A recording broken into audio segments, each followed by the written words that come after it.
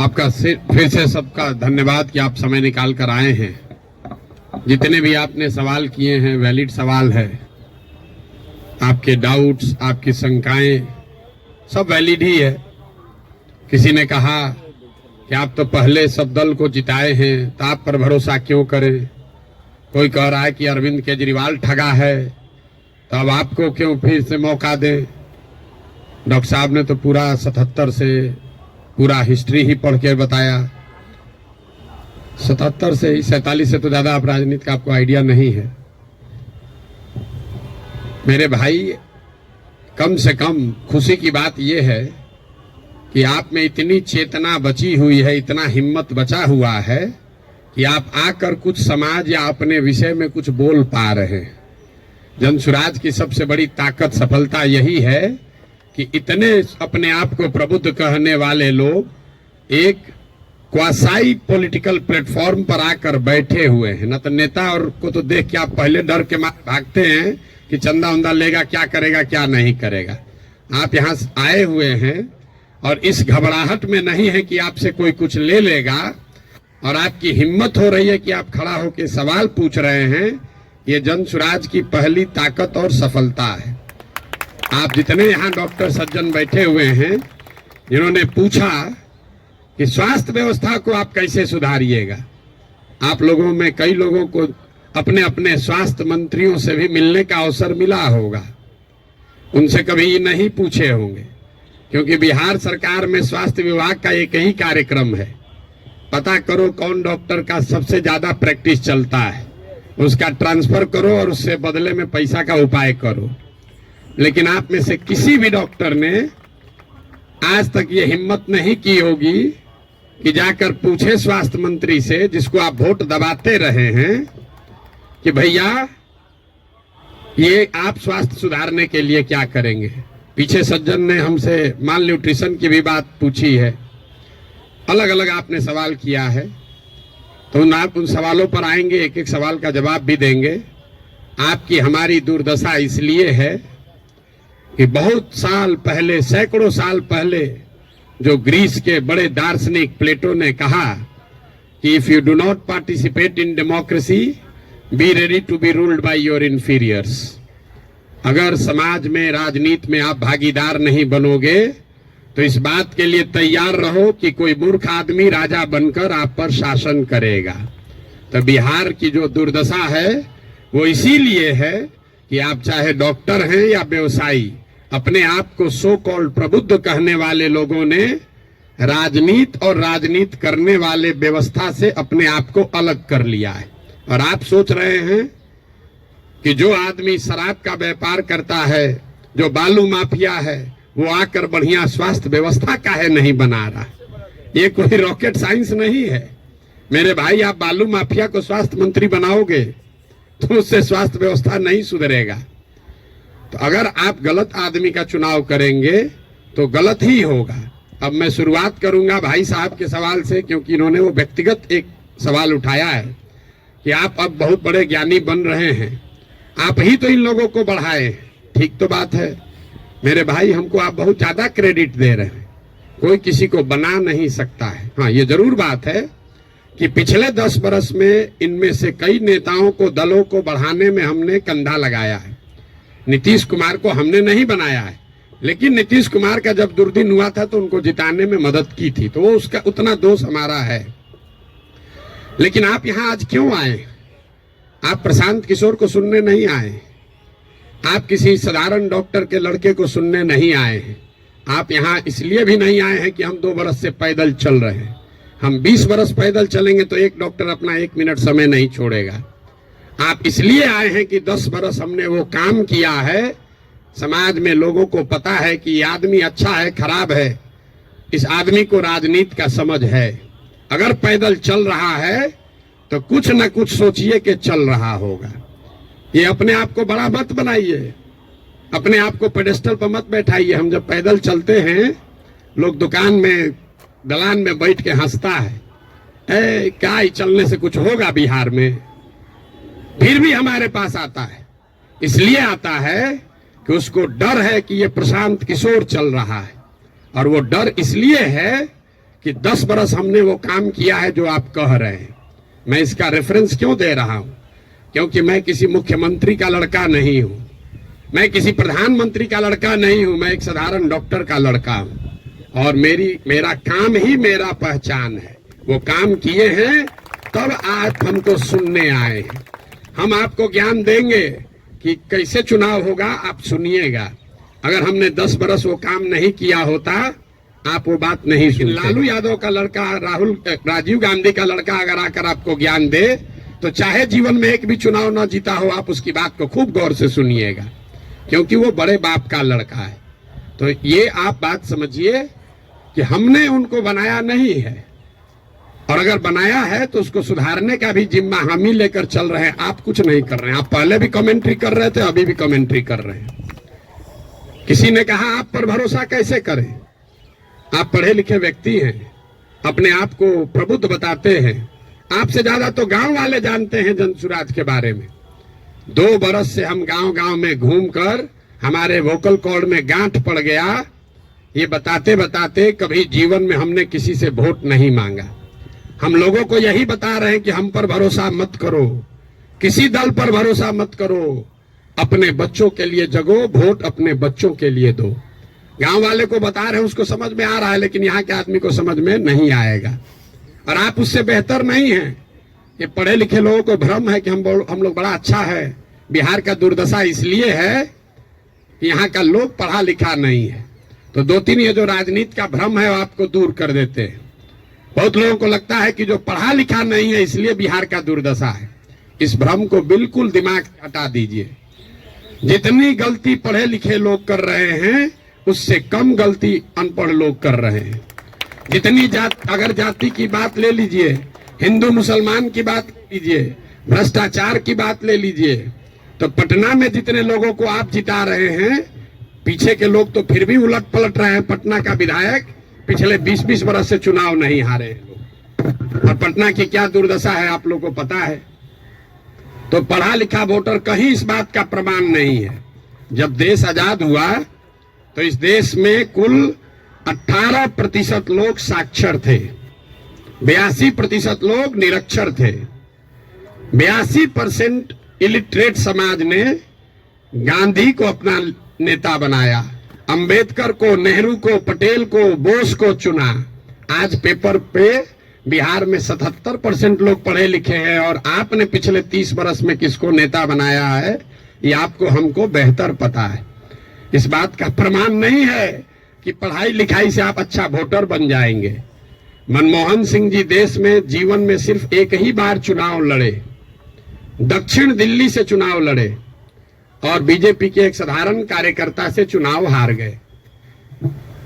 BJP के एक साधारण कार्यकर्ता ने मनमोहन सिंह जैसे बड़े इकोनॉमिस्ट को चुनाव हरा दिया। और वो चुनाव झंझारपुर से नहीं लड़े, वो चुनाव मधुबनी से नहीं लड़े, बिहार से नहीं लड़े कि जाति पर सब वोट पड़ता है।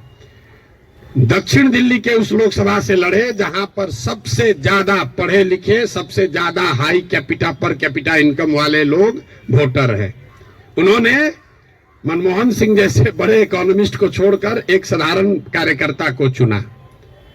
इसका कोई प्रमाण नहीं है। हम लोग हर में कहते हैं कि हमारी दादी पढ़ी लिखी नहीं थी लेकिन बड़ा समझदार थी, लड़का पढ़ लिख गया है लेकिन बड़ा लंपट है। आप पढ़े लिखे होकर भी बहुत बड़े बेवकूफ हो सकते हैं, और नहीं पढ़ा लिखा व्यक्ति भी बहुत समझदार हो सकता है। इसका मतलब यह नहीं है कि पढ़ाई की महत्ता नहीं है। पढ़ाई सिर्फ आपको इतना ही करता है कि आप इंफॉर्मेशन को प्रोसेस करने की आपकी क्षमता बढ़ जाती है, उसको आर्टिकुलेट करके प्रेजेंट करने की आपकी क्षमता बढ़ जाती है। आपकी प्रोसेस, आप उससे बहुत वाइज हो जाएंगे, ऐसी बात नहीं है। दूसरा जो भ्रम आपने बताया, बिहार में तो सब वोट जाते पर पड़ता है, भाई साहब ने बताया, आपने उसका काउंटर भी किया। लेकिन ये सबसे ज्यादा पूछे जाने वाला सवाल है। पिछले 2 बरस से हर आदमी, हर सभा, हर मीटिंग में ये कोई ना कोई जरूर पूछता है, भैया सब तो ठीक है, जाति से कैसे निपटिएगा। तो पहली बात तो ये समझिए कि जाति जो है वो सिर्फ बिहार की सच्चाई नहीं है, जाति पूरे भारत की सच्चाई है, यहाँ के समाज की सच्चाई है। जाति की महत्ता जितनी बिहार में है, इतनी ही आंध्र प्रदेश में है, इतना ही कर्नाटक में है, इतना ही गुजरात में है, इतना ही यूपी में है। आप में से कोई भी ऐसा आदमी नहीं है यहाँ जो उन राज्यों में जाकर राजनीति किया है या वहां चुनाव लड़ाया है। आप हमको बताइए, वोकालिगा और लिंगायत अगर कर्नाटक में नहीं है तो क्या बिहार में है? पटेल और क्षत्रिय अगर गुजरात में नहीं है तो क्या बिहार में है? कहाँ जाति नहीं है? जाति हर जगह है। और जाति, ये आपको हमको हमारे दिमाग में है कि बिहार में सब चीज जाति पर ही होता है। इस चीज को एग्जामिन कीजिए कि क्या बिहार में सब लोग वोट जाति पर देते हैं। तथ्य पर जाइए, दैनिक जागरण पर लेख पढ़कर दिमाग मत बनाइए। हम आपको 4 उदाहरण अभी देंगे। आगे क्या होगा छोड़ दीजिए, पीछे क्या हुआ है वो बताते हैं, आपको अपने आंख खुलेगा। 1984 में बिहार में कांग्रेस को बहुत बड़ी सफलता मिली थी। करीब करीब उस समय बिहार झारखंड जो एक साथ था, 54 में 53 सांसद कांग्रेस के जीते थे। यहां बैठे जितने साथी हैं उनसे पूछूंगा उस समय कांग्रेस को कैसे वोट पड़ गया। राजीव गांधी के जाति के बहुत लोग तो नहीं रहते हैं बिहार में, तो आप बताएंगे कि वोट राजीव गांधी को नहीं पड़ा, वो तो इंदिरा गांधी की मृत्यु हुई। उस मृत्यु से जो सहानुभूति की लहर बनी, उसमें जाति पाति छोड़कर सबने कांग्रेस को वोट दिया। सब लोग मुड़ी हिला रहा है, उसको लिख लीजिए।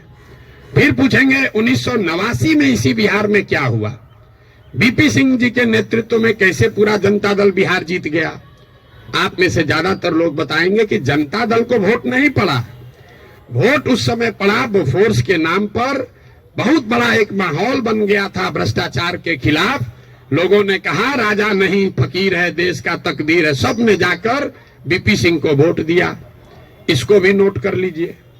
फिर आपसे पूछेंगे 2014 में क्या हुआ, मोदी जीत गए, भाजपा कैसे जीत गया बिहार में? तो आप कहेंगे भाजपा का तो कोई ताकत ही नहीं था। वोट भाजपा को नहीं पड़ा, मोदी को पड़ा। मोदी के नाम पर ऐसी लहर बन गई कि समाज के हर वर्ग ने जाकर मोदी को वोट दिया।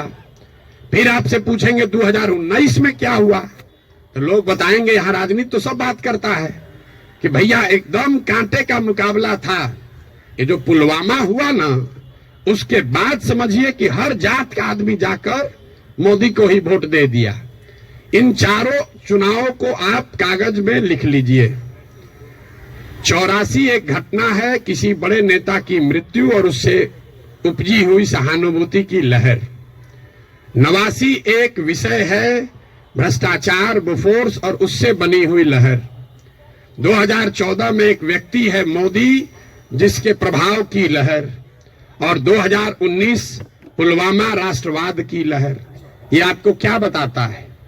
अगर कोई व्यक्ति, अगर कोई विषय, अगर कोई घटना, अगर कोई विचारधारा समाज के इमेजिनेशन को कैप्चर कर ले, तो समाज में ये ताकत है कि वो जातियों से ऊपर उठकर वोट करता रहा है। आगे करेगा कि नहीं छोड़ दीजिए, करता रहा है। फिर भी आपको लग रहा है कि ना भैया यहाँ तो जातीय पर होता है, आप क्या एग्जाम्पल दे रहे हैं? तो हम आपको बता रहे हैं आपको क्यों लगता है। हमने कई चुनावों का उदाहरण आपको नहीं दिया, 4 ही का दिए। उन चुनाव में क्या हुआ, जब लड़ने वाला व्यक्ति या चुनाव, उसमें कोई ऐसी बड़ी घटना ना हो, कोई नया विकल्प ना हो, कोई चेहरा ना हो, कोई विषय ना हो, दोनों लड़ने वाले एक ही जैसे दिख रहे हैं, तो समाज भी कहता है भैया दोनों तो एक जैसा है, चलो अपने जाते को दे देते हैं। तो ज्यादातर समय जो चुनाव हुआ है पिछले 30-40 वर्षों में, वो कोई डिफरेंशिएटर नहीं रहा है। तो जिसको मीडिया कहता है लहर वाला चुनाव नहीं है। अब आप कहिएगा तो लोकसभा का चुनाव का एग्जाम्पल दिए हैं, विधानसभा में ऐसा नहीं होगा। विधानसभा का एग्जाम्पल देख लीजिए। 2010 में नीतीश कुमार और भाजपा इसी बिहार में 206 विधानसभा जीतकर सरकार बनाए। उस समय नीतीश और भाजपा के गठबंधन में मोदी जी नहीं थे, मोदी जी का नाम इतना बड़ा नहीं था, अमित शाह नहीं थे, भाजपा की इतनी ताकत नहीं थी। उनके सामने उनका मुकाबला था लालू जी के गठबंधन से, जिसमें लालू जी थे, कांग्रेस थी और रामविलास पासवान जी थे। लालू जी की ताकत आज के तेजस्वी यादव से तो निश्चित तौर पर ज्यादा थी 2009 में। रामविलास जी की ताकत उनके लड़के से ज्यादा थी, और कांग्रेस भी उस समय 2009 में देश में सत्ता में थी। इसके बावजूद 2010 के चुनाव में एनडीए को, नीतीश और भाजपा को 206 सीट आया। वही गठबंधन जब वो 2020 में लड़े तो इस बार भाजपा के साथ मोदी भी हैं, अमित शाह भी हैं, देश में भाजपा की ताकत बढ़ी भी है। दूसरे साइड एनडीए में अब लालू जी के जगह तेजस्वी जी आ गए थे। रामविलास जी का दल तो उस गठबंधन में था ही नहीं, और कांग्रेस की भी ताकत कमी हुई। लेकिन एनडीए गठबंधन को 125 सीट भी मिलने में दम निकल गया। क्यों? क्या एनडीए को वोट देने वाले सारे जाति के लोग बिहार छोड़कर चले गए? नहीं, ऐसा इसलिए हुआ कि 2005 से लेकर 2009 की जो पहली सरकार नीतीश की चली थी, समाज का हर वर्ग ये समझता था कि नहीं, इसमें कुछ न कुछ काम हुआ है। तो जातीय समीकरण भी था और काम भी था, तो 206 सीट आया। लेकिन उसी बिहार में जब नीतीश का काम खराब हुआ तो उसी एनडीए गठबंधन को 125 सीट आया। आपको लोकसभा का उदाहरण दिया, विधानसभा का उदाहरण दिया, अब आपको मुखिया का उदाहरण दे देते। पिछले बार मुखिया के चुनाव में बिहार में 80% मुखिया चुनाव हार गया है, 80%, और वार्ड सदस्य करीब करीब 95%। सब लोग अपने जाति से जीत कर आए थे। कैसे हार गए चुनाव? ये भ्रम मत डालिए कि जाति से ही सब होता है। अगर सिर्फ जाति से, फिर कहेगा भैया कैसे आप हो सकता है? बिहार में नीतीश कुमार के जाति के कितने लोग रहते हैं? 2-2.5% रहते होंगे। लालू जी के जाति के कितने लोग रहते हैं? 15% लोग रहते हैं। आप पूरे भारतवर्ष में जो कहीं भी जहां भी मुख्यमंत्री है, आंख बंद करके जाके देख लीजिएगा, कोई भी ऐसा आदमी किसी राज्य में मुख्यमंत्री नहीं है जो वहां के जाति की, जिसके जाति की संख्या सबसे ज्यादा है। ये उल्टा चलता है। ये आपको हमको लगता है कि जिसका जाति संख्या ज्यादा रहेगा मुख्यमंत्री बन जाएगा। जिसकी जाति की संख्या सबसे ज्यादा हो, उस जाति के आदमी को वो राज्य जीतना करीब करीब इम्पॉसिबल है, नहीं जीत सकता है। क्योंकि उस जाति से दूसरे समाज के लोग डरते हैं। वो सोचता है ये आएगा तो सब कब्जा कर लेगा, तो उसके खिलाफ कंसोलिडेशन भी होता है। आप यही नहीं, बंगाल देख लीजिए, यूपी देख लीजिए, तेलंगाना देख लीजिए, आंध्र देख लीजिए। आंध्र प्रदेश में भी नायडू जीत कर आए, कंबक कम्युनिटी के हैं, उसकी जाति की संख्या 6% है। बगल में योगी जी हैं, राजपूतों की संख्या 4% है। उसके बगल में मध्य प्रदेश में यादव जी हैं, उनकी संख्या 5% से कम है। राजस्थान देख लीजिए, आप कहिए वो तो भाजपा का है, जितना रीजनल पार्टी है सबका उठाकर देख लीजिए, कहीं पर भी जिस जाति की संख्या सबसे ज्यादा है उसका नेता मुख्यमंत्री नहीं है। अब फिर यहाँ गलथेथाई का आदत है, कहेगा ना नीतीश तो पिछड़ा का नेता है। तो भाई अगर कोई नीतीश जी पिछड़ा का समीकरण गोलबंदी कर सकते हैं तो आप भी कर सकते हैं। आपको कौन रोका है? किसने रोका है कि कुशवाहा का जाति का कोई नहीं कर सकता है, या कोई ब्राह्मण नहीं कर सकता है, कोई राजपूत नहीं कर सकता है? भाई अगर कुर्मी समाज का आदमी कर सकता है तो कोई मुसहर भी कर सकता है, कोई कुशवाहा भी कर सकता है, कोई राजपूत भी कर सकता है। आप में वो क्षमता होनी चाहिए, वो प्रयास करने की का मादा होना चाहिए। जाति का भ्रम मत पालिए। और अंतिम बात, मान लीजिए एक बार कि आपको बात मान भी ले कि जाति बड़ा महत्वपूर्ण है, तो जिसको भी राजनीति के जरिए समाज का अगुवा बनना है, उसके पास ये विकल्प नहीं है कि समाज में सब सुधर जाएगा तब हम आएंगे। सब आदमी कहता भैया करना तो चाहते हैं लेकिन बिहार में जातिवाद बड़ा है। अरे भाई, तो जब जातिवाद खत्म हो जाओगे तब राजनीति करने आओगे, तो ना जाति कभी खत्म होगा ना कभी आओगे। और अगर खत्म हो ही जाए, अगर भ्रष्टाचार खत्म हो जाए, जातिवाद खत्म हो जाए, बाहुबल खत्म हो जाए, तो आपके हमारे आने की जरूरत क्या है? जो खत्म किया है उसी को आगे रहना चाहिए। आपकी हमारी जरूरत तभी तो है। राजनीतिक अगुवा जिसको बनना है उसको समाज की कमजोरी और उसकी ताकत के रहते हुए ही उसका अगुवाई करना है। आप उससे अलग नहीं हट सकते। किसी ने भ्रष्टाचार की बात कही, भ्रष्टाचार पर आपका क्या प्रोग्राम है? कोई प्रोग्राम नहीं। भ्रष्टाचार तब सुधरेगा जब आप और हम भ्रष्टाचार कम करेंगे। हम हर गांव में कहते हैं कि जिस गांव में हम 5000 गांव में पैदल गए, गांव में सबसे पहले हल्ला कौन करता है कि बड़ा भ्रष्टाचार है, मुखिया चोरी कर रहा है, नाली गली नहीं बना रहा है, राशन कार्ड में पैसा ले रहा है, इंदिरा आवास में 20,000 लग रहा है, दाखिल खारिज में 10-15 हजार रुपया लग रहा है। वही आदमी करता है जो 2 बरिस पहले मुखिया के चुनाव में 500 रुपया लेकर वोट दिया है।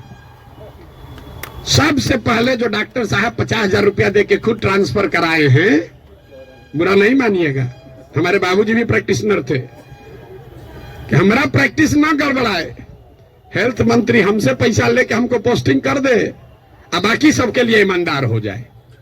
कैसे संभव है रे भाई, कैसे संभव है? आप सोच रहे हैं कि हम 50,000 रुपया दे के क्रीम पोस्टिंग करा लें, क्रीम पोस्टिंग, कि खाली जाके हाजिरी बनाए, सिविल सर्जन को 5,000 रुपया दे, आप प्रैक्टिस करते रहे। स्वास्थ्य व्यवस्था को सुधारने के लिए बड़ा बड़ा लंबा लेक्चर दीजिएगा, ये कभी हो सकता है? नहीं हो सकता है। स्वास्थ्य व्यवस्था को लेकर जनसुराज की क्या सोच है? बिल्कुल ये सही सवाल है।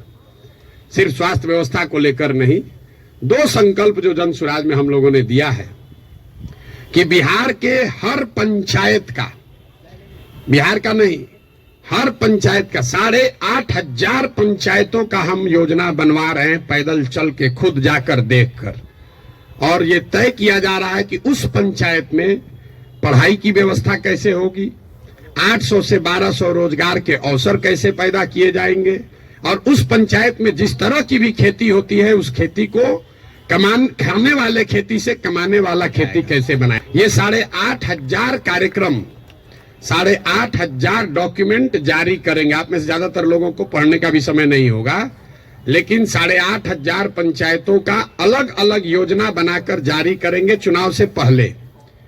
उसके साथ साथ बिहार के विकास के लिए जो 10 महत्वपूर्ण पहलू हैं, उसमें स्वास्थ्य भी इंक्लूडेड है, उस पर भी 10 साल का विजन डॉक्यूमेंट बनाकर आपको चुनाव से पहले जारी करेंगे।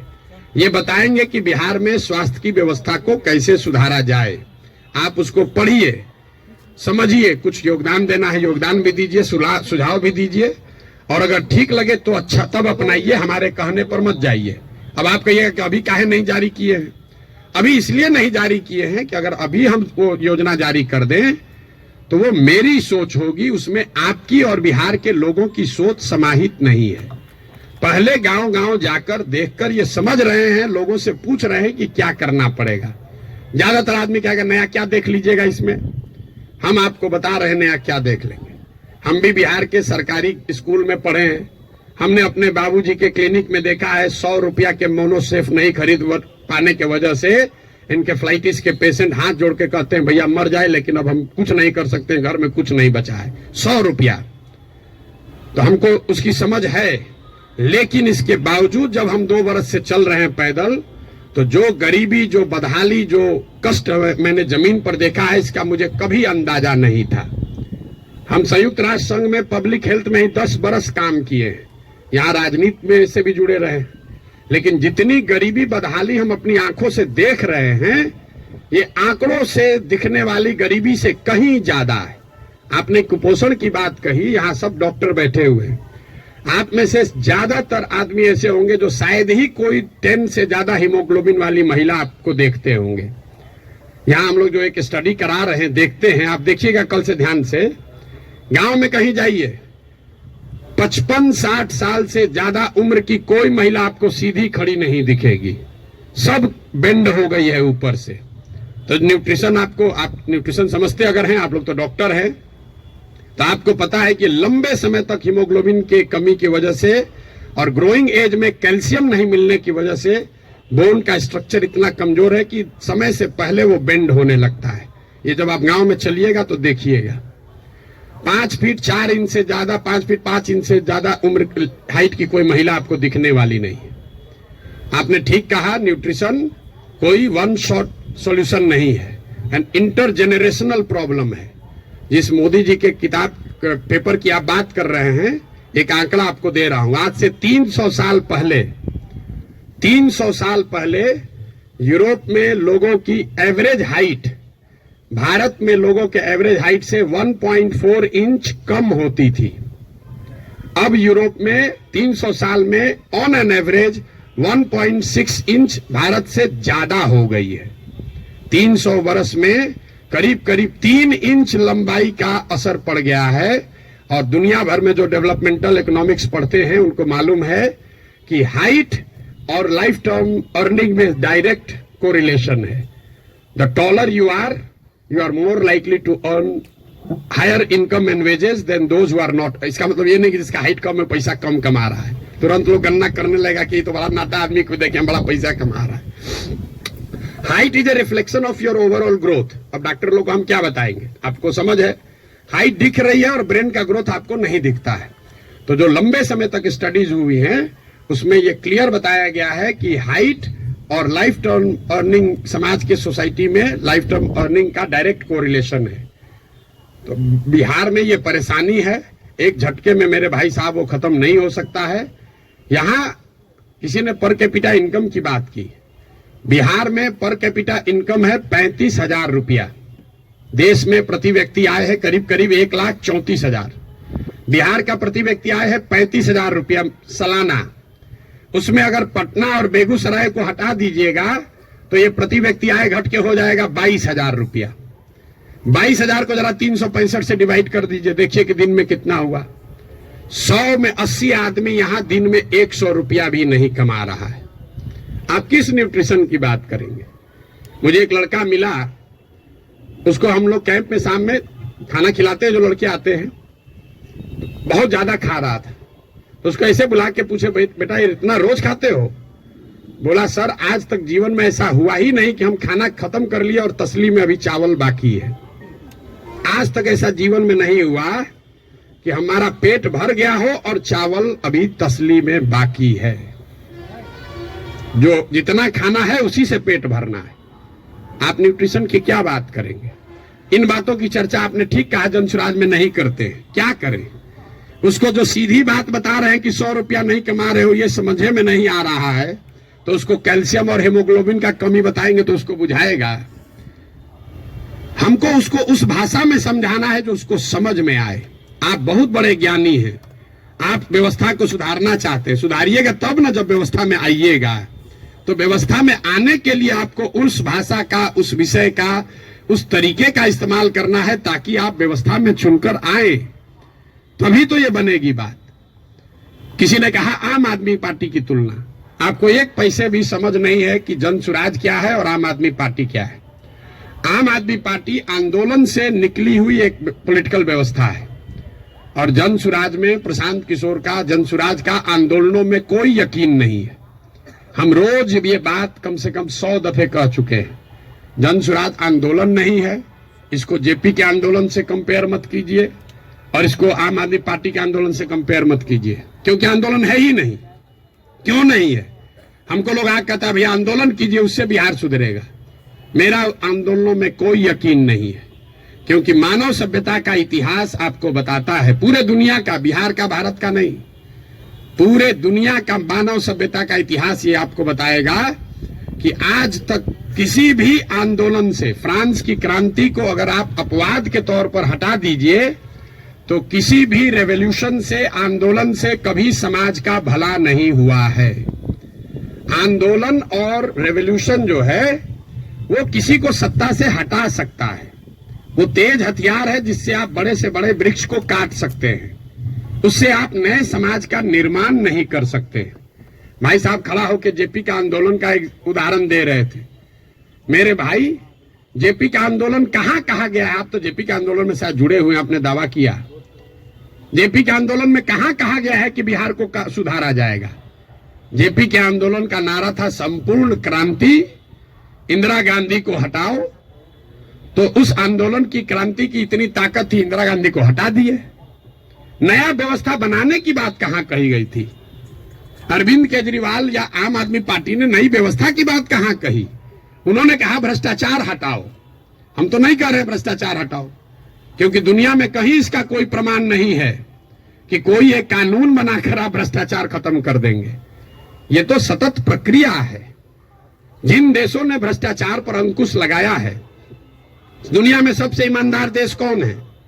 जो स्कैंडिनेवियन कंट्रीज हैं, फिनलैंड, स्वीडन, नॉर्वे, डेनमार्क, वहां जाइएगा, वहां करप्शन मिनिमम है। आप जाकर उसका अध्ययन कीजिए कि वहां कैसे करप्शन कम हुआ? वहां अरविंद केजरीवाल थोड़े पैदा हुए थे, वहां जन्म लोकपाल करके कोई विधायक नहीं पारित हुआ। वहां भ्रष्टाचार 4 तरीके से कम हुआ है। पहला, समाज में ये जागृति बनी लंबे समय में कि अच्छे और स्वच्छ लोगों का चुनाव करो, मतलब इलेक्टोरल प्रोसेस को जहां तक हो सके उसको स्वच्छ बनाया गया। आप में से कुछ लोग सोशल मीडिया पर अभी देखे होंगे, नीदरलैंड्स का प्रधानमंत्री अभी आज से करीब 2 हफ्ते पहले 12 बरस प्रधानमंत्री रहने के बाद हटा है, तो वो साइकिल से अपने घर से अकेले निकल रहा है। तो वहां की समाज ने ये व्यवस्था बनाई कि स्वच्छ लोग स्वच्छ तरीके से वोट करें, स्वच्छ लोगों को चुने। दूसरा उन्होंने क्या किया, उन्होंने बहुत बड़े स्तर पर जन भागीदारी, लोकतंत्र को समाज में उतारा। सिर्फ सरकार चुनने की व्यवस्था को लोकतंत्र नहीं बनाया, जो सरकार के नीतिगत फैसले हैं उसमें समाज की भागीदारी करी। और चौथा, बहुत बड़े स्तर पर टेक्नोलॉजी का इस्तेमाल हुआ है। आप लोग जितने लोग आए हैं, ज्यादातर लोग नल जल योजना के बारे में सुने समझे होंगे, बहुत यहाँ ब्यूरोक्रेट लोग भी बैठे हुए हैं। नल जल योजना में अभी तक सरकार यही चक्कर में बहस में पड़ी है कि वहां चल रहा है कि नहीं चल रहा है। 25,000 करोड़ रुपया खर्चा हो गया। उसी सरकार में स्मार्ट मीटर लगाकर लोगों को यह पता है कि बिजली कितना कंज्यूम हो रहा है, लेकिन नल जल में अगर स्मार्ट मीटर लगाया होता तो कम से कम इतना तो पता चलता कि वहां पानी चल रहा है कि नहीं चल रहा है। 25,000 करोड़ रुपया खर्चा कर दिया, लेकिन पानी को निकलने, मापने, उस पर बिल करने का कोई टेक्नोलॉजिकल सॉल्यूशन नहीं ढूंढा। तो ये 4 चीजें जो हैं उसको करके भ्रष्टाचार पर अंकुश लगाया जा सकता है। लोकतांत्रिक व्यवस्था को जहां तक हो सके उसको भ्रष्ट लोग और भ्रष्ट पैसे से बचाया जाए। दूसरा, जनता को नीतिगत मामलों में शामिल किया जाए। तीसरा, उनको भागीदार बनाया जाए, सरकारी सत्ता और संसाधन का विकेंद्रीकरण हो। और चौथा, बड़े पैमाने पर टेक्नोलॉजी का प्रयोग हो। अगर ये चारों का इस्तेमाल करेंगे तो भ्रष्टाचार पर अंकुश लगाया जा सकता है। खत्म ना हो सकता है, ना होने का हम दावा कर रहे हैं। तो वो सब बात मत कहिए कि हम आप कैसे खत्म कीजिएगा, हम ना खत्म करेंगे, हमारे बस का ही नहीं, हमारे कैसे खत्म हो जाएगा। सीओ साहब का 40 लाख रुपया लेके पोस्टिंग कीजिएगा, सीओ पैसा नहीं लेगा दाखिल खारिज में, ऐसा संभव है? 40 लाख रुपया लेकर अगर सीओ से को आप पोस्टिंग कीजिएगा, थाना दीजिएगा, अगर किसी थानेदार को 20 लाख रुपया लेके, तो पैसा कैसे नहीं लेगा? लेगा ही लेगा। अब आपका एक और सवाल लोगों का जो रहता है, भैया इस पर कैसे भरोसा करें? भाई बिल्कुल मत भरोसा करो।